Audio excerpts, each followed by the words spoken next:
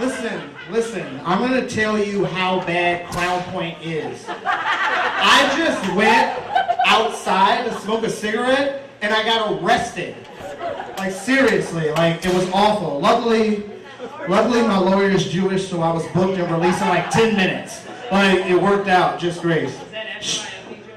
Maybe, yeah, maybe, definitely. They heard Ebony and they're like, shit.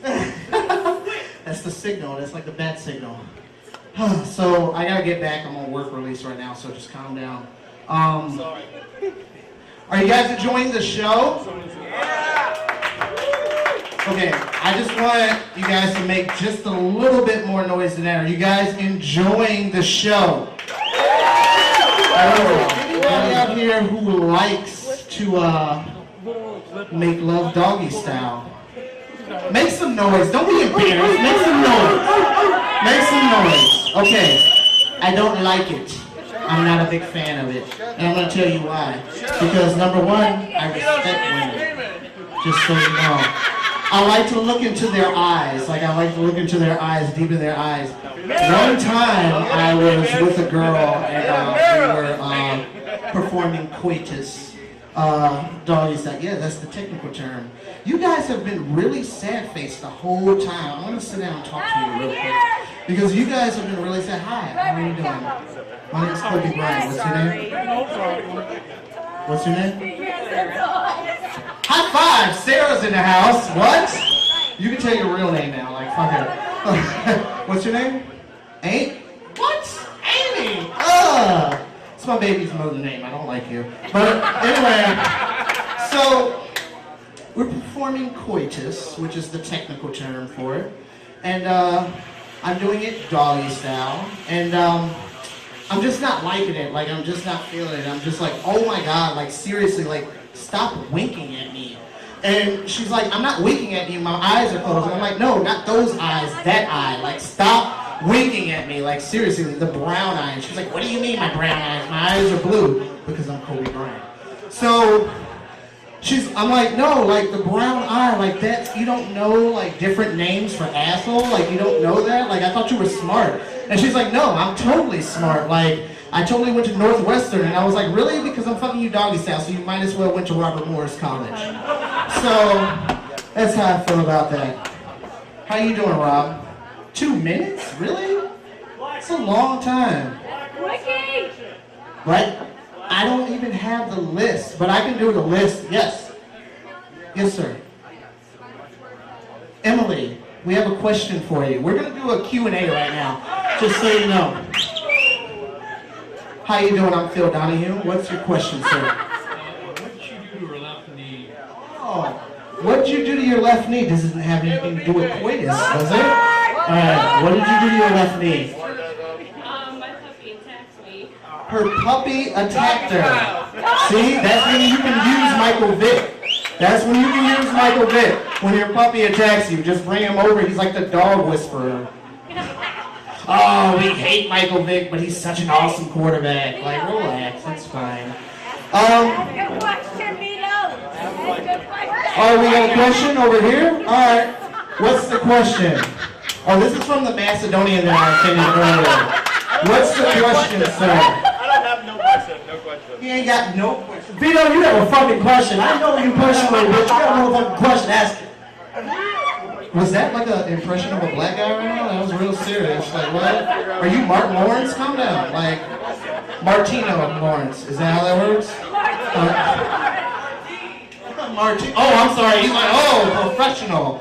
Like, El Professor. Like, Martine. Okay, I got you.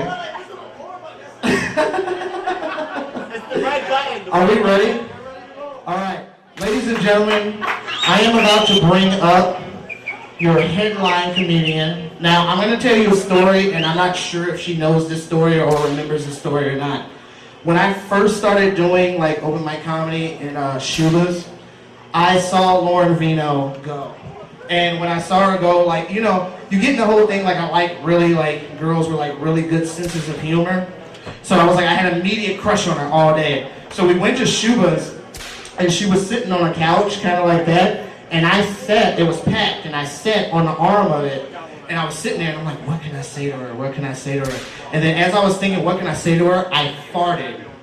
Now, as I farted, I remembered this day for the rest of my life. And I went home and I was friends with her on Facebook, so I sent her a message saying, hey, I'm the black guy that farted on you at Shula's. And she never answered me back. Thank God she answered me back tonight because she's going to make you guys laugh. You can see her at Zany's on the 18th. Ladies and gentlemen, introducing Lauren Vino.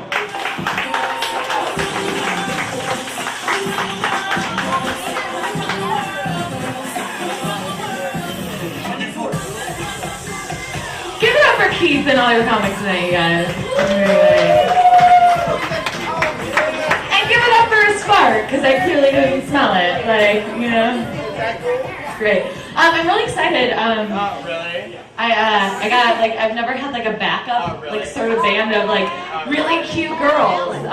So give it up for that. I'm excited. I've never been to Crown Point. You guys have a lot of really cute ladies. So, yeah. Give it up for the good-looking chicks of Crown Point. I'm proud of you all. I'm excited to be here. Before I get into my jokes, I want to share with you guys a little fun fact. Something I just learned today, actually, on my way over here. Fun fact, if a barista asks you what brings you to Starbucks, and you answer, to get the taste of dick out of my mouth, your coffee's free. They don't advertise it. It works. It's true. So try it. Trust me on that one. I'm in a great mood, if you guys couldn't tell. I've been celebrating a lot of things. One of that, my best friend just got married, which is awesome. Yeah. I had to go to the wedding though. I had to get a gift.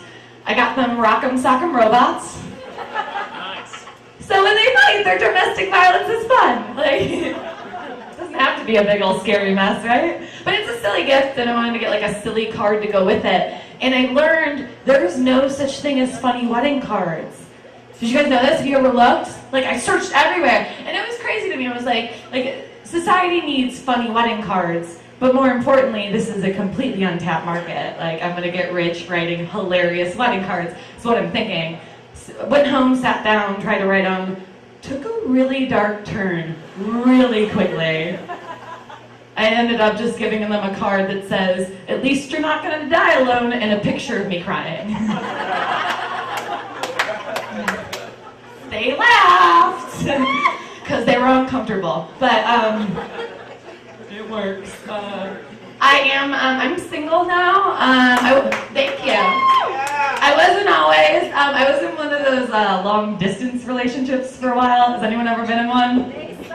Yeah, I know. But it's like if you're in one and you tell people that, it's like they don't even hear you're in a relationship. That long distance girl. They hear you're an idiot. That's less than it. Fair enough. I was an idiot. I've been an idiot plenty of times. But no, I was also in one of those relationships that was like really fast and really intense, where the dude says "I love you" right away, which should have been a red flag, I admit. But I'm lonely. I fell for it. I was like, "Oh, he said I love you," and he didn't even have a boner. That's how you know it's real. Like, they mean it. And then he wanted me to meet his family, like, right away. And you guys, I don't know if you could tell, but like, I'm not the kind of girl you want to introduce to your parents. I'm more the kind of girl you want to introduce to your buddy who's in town and looking for mushrooms. I like that. Oh, I made friends just now. No, I like that girl. I'm comfortable as that girl, but I did it. I met this dude's family. We broke up like right after. But I guess what I learned is that like my favorite thing about breakups, at least like nowadays, is like the crazy breakup text messages you send back and forth. Like it's already over, but you have to keep communicating until you're both insane. Like that sort of correspondence. I love all crazy text messages. I do, but I love crazy breakup text messages. I think it's just because I love how they evolve from like, "I'll always love you, I fucking hate you, I'm on your roof." It escalates pretty quickly, is my point. But so, I'm a single gal. Who's single, ladies? Or guys, too, I mean. Okay, this next joke is that, like, as a single gal, I don't know if this happens to any of you guys, but, like, I'll often go out, and I'll come home drunk and alone, and I'll get in my head, and I'll get in this debate where it's kind of an existential crisis, where I have to make this choice between pizza and dick. What are we having? Who are we gonna call? So one such night, I'm having this debate, right? I come home, I'm having this debate, and before I make my choice, I pass out. Okay? And I wake up the next morning to neither pizza nor a dude, but I did have a voicemail from my latest fling that was just like, "Hey Lauren, sorry Mr. Call. You left me a voicemail at 3 in the morning ordering a small cheese pizza?" Not sure what that meant. Calling you back. Click. And all I could think was, what kind of call did I make to the pizza place?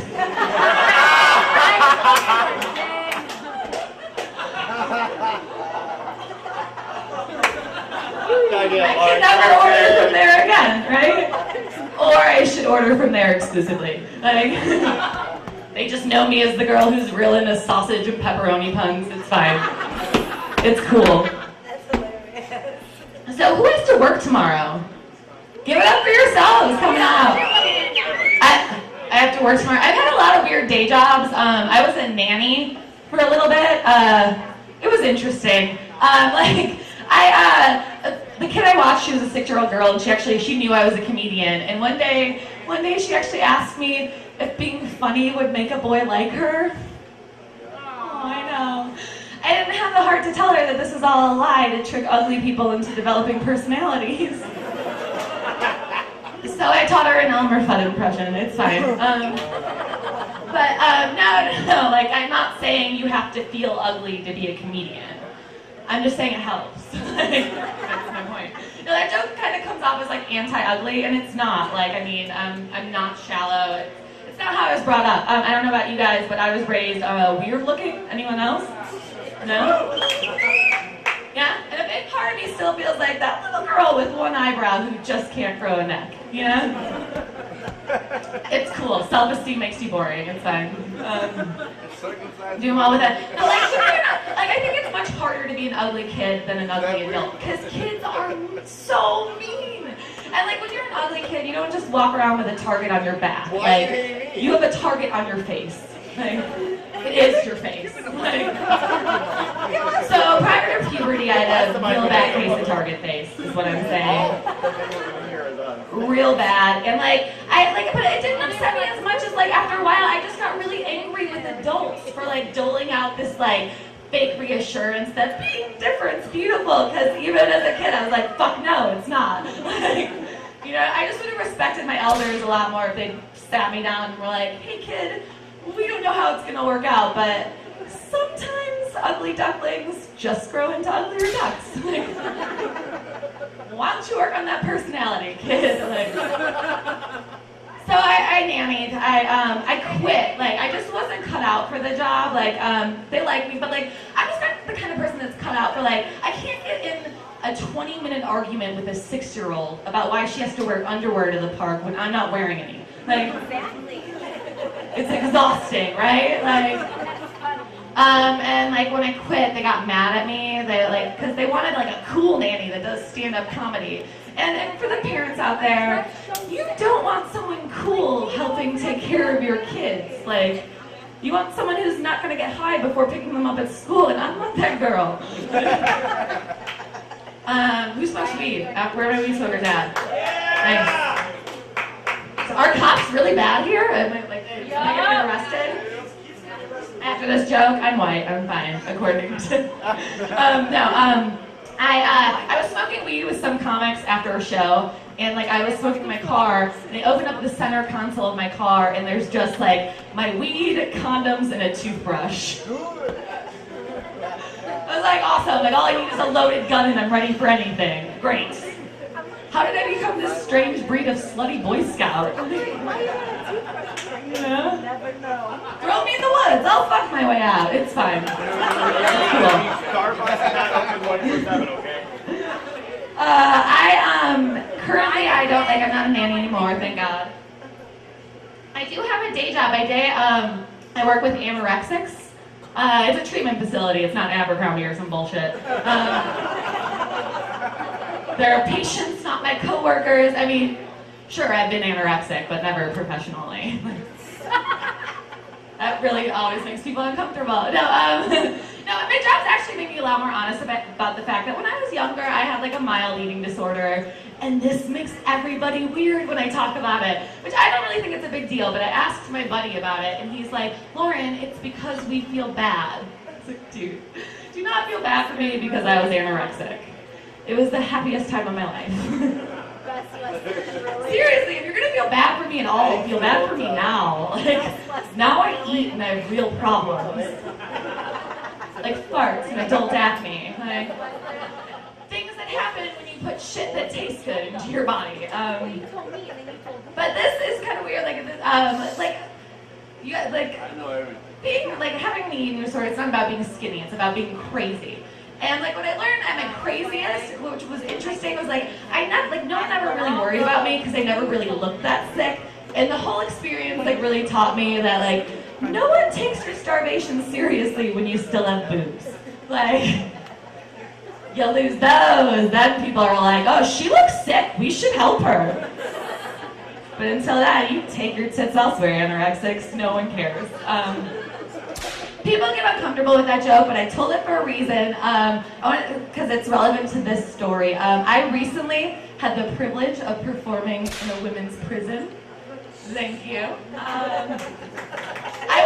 I know, it's a true story, Dwight Women's Correctional Facility. I was super excited about it. I did this for free on my day off. I went out there, I knew nothing about it. I'm just like, yeah, prison, super badass. I get there, I find out I'm performing in church in prison at 1 o'clock in the afternoon. Just like Johnny Cash, right? Like, real fucking badass. So as the show's going on, it becomes painfully clear that I'm not just performing in front of the well-behaved prisoners. I'm performing in front of the just found Jesus prisoners.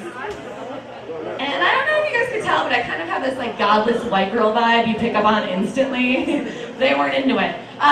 So like I go up there, I tell my anorexic jokes, they hate me, and it's like I go there, I have this like, I'm completely excited, completely non-judgmental going to this prison, and these fucking women judge me. Like, you all done meth and are wearing the same outfits. Fuck you guys. Like,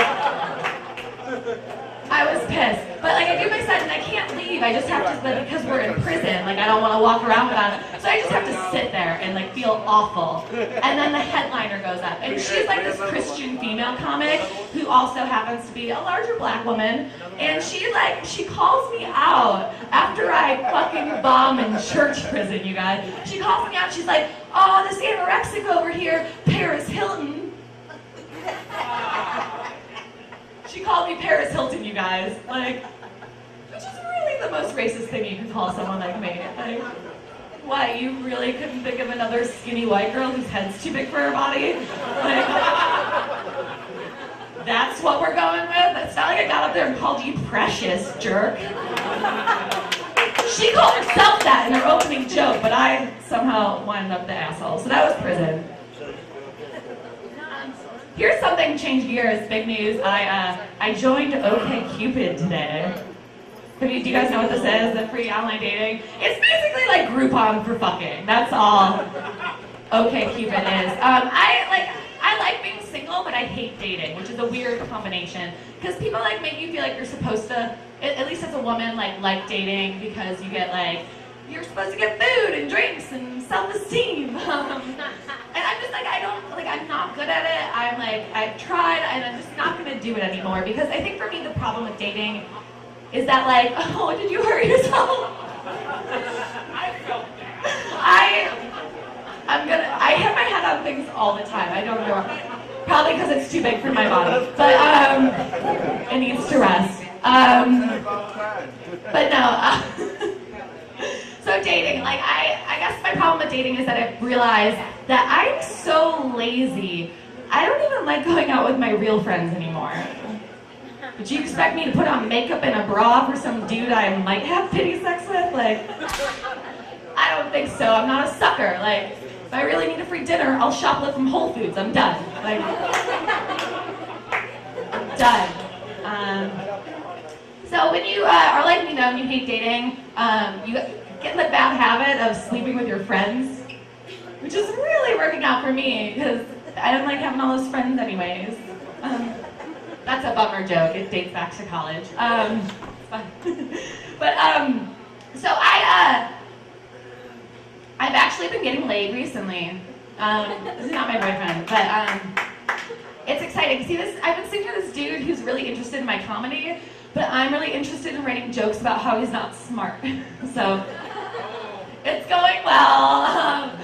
No, like he's so dumb, you guys. He'll just send me text messages out of nowhere that just say "yeah" and like 5 exclamation points for no reason. It's adorable. It's the best relationship I've ever been in. No, I accidentally did almost tell him I loved him when I don't even like him. Let me explain. It was like one of those you're like caught up in the moment, like, and you're like dirty talking, where it's like, you're like, dude, like, I love how you do something disgusting to my body, or I love something disgusting about your body, etc. You know? By the way, I say etc. way too much during dirty talk. It's weird. Pull my hair, etc. We can really clear a room with that. Do you guys dirty talk? No? Okay. If you want to try it, when you feel like it, do what you will. Like, it's none of my business. But like, can we do something about the phrase "I want to be inside you"? Like, can we shut that shit down? Because to me, it fails to specify that you're talking about naughty parts. So saying "I want to be inside you" sounds less like I'm gonna get laid and more like I'm gonna get hollowed out and worn around. Sorry to ruin your line, dudes, but something about you rolling around in a flesh suit of me is not a turn on. No. Put your pants back on, Buffalo Bill. All right. Cool. So here's something. A little embarrassing to admit, but I'll talk about it. I recently moved back home with my parents. You don't have to clap for that. It wasn't because I wanted to save money. It was because I got my heart broken and wanted to render myself completely unfuckable. It's fine. It didn't take. It's cool. We're good. But now I'm in an unfortunate position where like I'm trying to have like a healthy adult sex life under my parents' roof, which is uncomfortable. It's extra weird for me because I have no sense of context because the last time I lived at home, I was in high school. And I don't know about you guys, but I didn't have sex in high school. I was a late bloomer, I had a Jesus-y phase and eating disorder, I was busy. There was no food going in, dick wasn't gonna slip by, it doesn't work that way. I'm glad you guys like that. People usually are weirded out. But no, I've been trying to date though, and I've been trying to like feel better about my living situation and put myself out there, and I think I've nailed it, you guys. I've been exclusively sleeping with dudes who also live with their parents. Thank you. That's how you can always pick out the dudes who still live with their parents in the crowd by their reaction. So there's a lot of twin bed sex happening in my life, you guys. And this time, no one's in college. It's weird. But so this happened. I was sleeping at this dude's house, and I woke up the next day, and I was tiptoeing to the bathroom, and I ran into his mom on her way to work.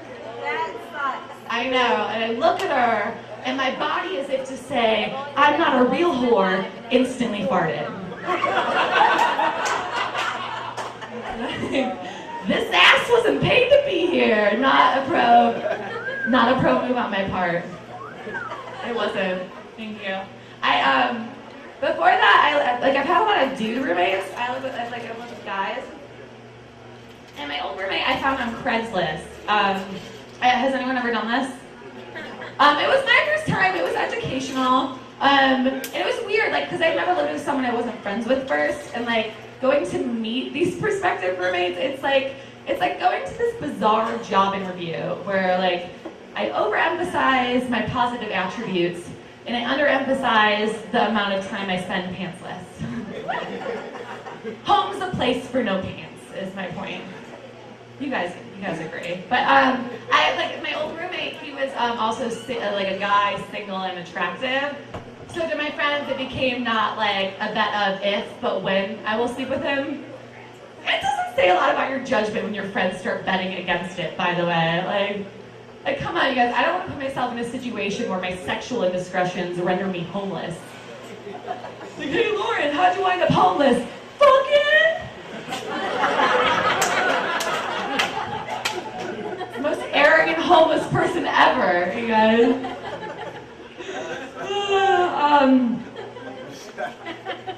My roommate though, my guy roommate actually turned out to be kind of a little bitch, to be honest. He kind of sucked. He would get mad at me over everything, and like, this is embarrassing, but my roommate, he got mad at me for having sex too loudly. And that's always awkward with a roommate because they're looking for an apology and you're looking for a high five. You know? Like, Lauren, you were really loud last night. Yeah, I was, buddy! Woo! Up top! No? Fuck you! Still in an awesome mood. Like, why you gotta be jealous of my good time? You know? But yeah, I'll admit it, I am a sexually adventurous lady.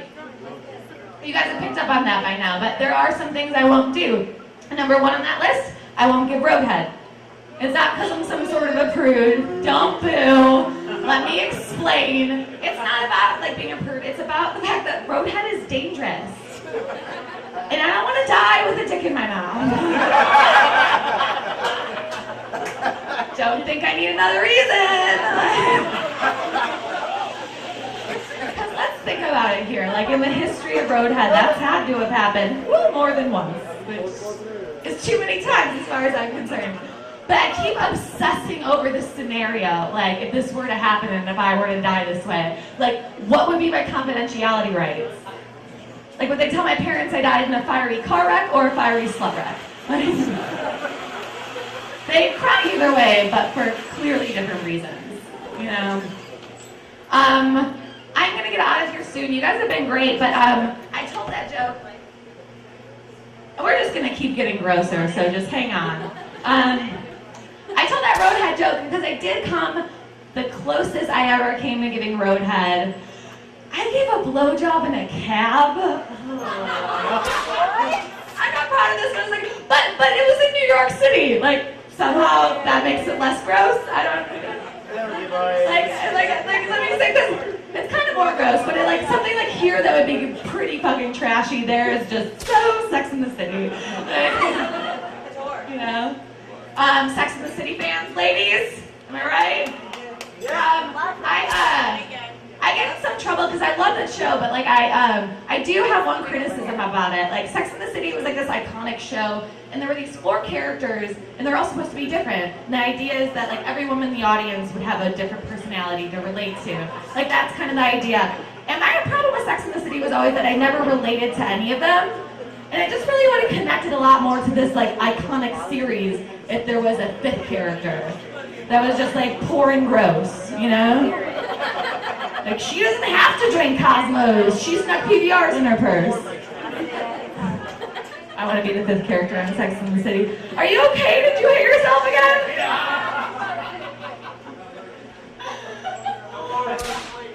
It's fine. You're gonna be okay. I'm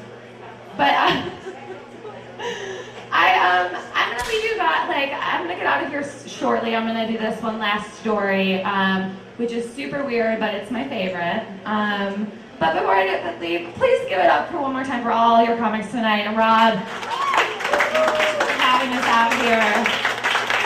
It's really been a pleasure. I'm gonna peek and make sure I didn't miss any jokes. Nope, got him. Nailed it.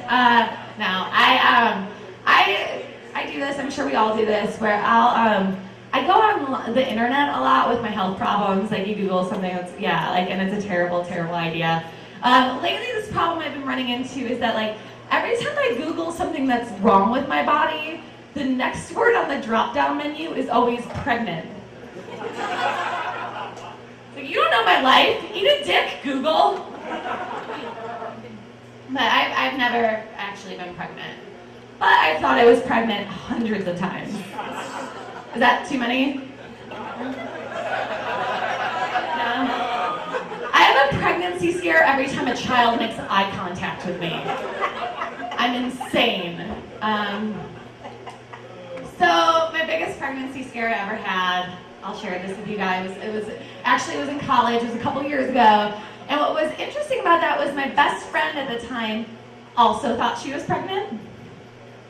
And it was just so nice, not because we were going to be moms or anything, but because now I had someone to get an abortion with. Oh, come on, it's not like the dude's going to go. Like, did you cry in front of him? Now he wants to text you back. It happens. But now it's not a sad abortion. It's a girl's day. Let's get on pregnant and her hair did. See, I warned you about that joke being weird because I usually get a lot of groans with that. Like, that can sometimes really upset people. And it's not like I don't think of it as an upsetting joke, you know? I think it's a story about going through something stressful and being happy that I had a partner. And then I thought, I bet her fetuses would have felt the same way. No! It's still a happy thing.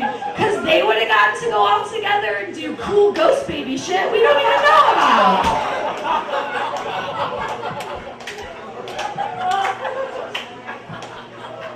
I'm not pro-choice, I'm pro-buddy system. And I'm radically pro-ghost babies. Yeah, ghost babies!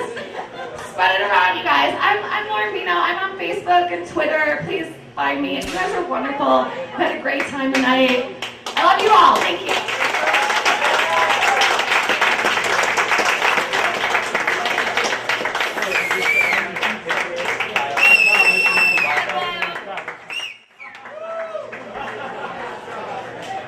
Did you guys have fun? Please tell me you guys had fun. Did you have fun? Sweet deal. Again, I want to thank Milt and Manoli.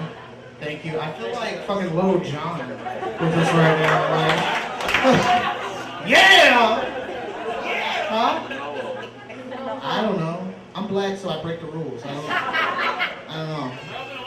Huh? Maybe. I don't know. Oh, I'm sorry. We gotta open the window now?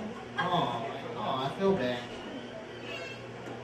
Alright, well, that was our headliner. This is the end of the show. Please stay and have drinks all night. Give Milton Manoli money. That would be great. Thank you guys so much. Thank you guys so very, very much. We do appreciate it. And that's it. We're out. Let's go. You guys have a good night, alright?